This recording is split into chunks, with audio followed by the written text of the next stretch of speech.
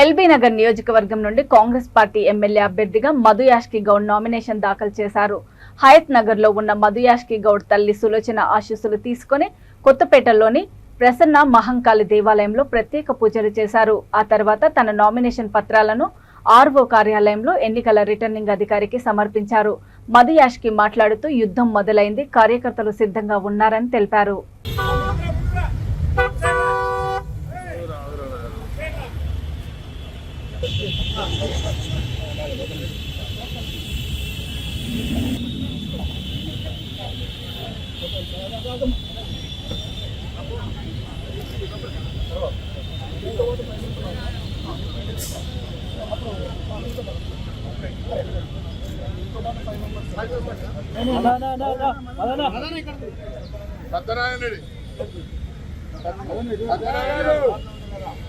సత్యనారాయణ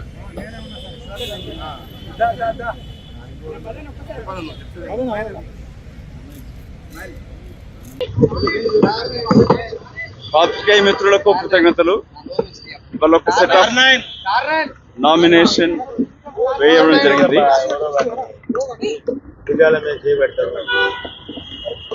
తెలంగాణ భవిష్యత్తు కొరకై, తెలంగాణ ప్రజల కొరకై, ఐడియా ఆఫ్ తెలంగాణ రక్షించడానికి కొరకు జరుగుతున్న ఈ ఎన్నికలలో తెలంగాణ ప్రజలు గెలవాలని కోరుకుంటూ ఏ తెలంగాణ రాష్ట్రానికి కొరకైతే ప్రాణాలు అర్పించినారో వాళ్ళ ఆశలు నెరవేరలేదు.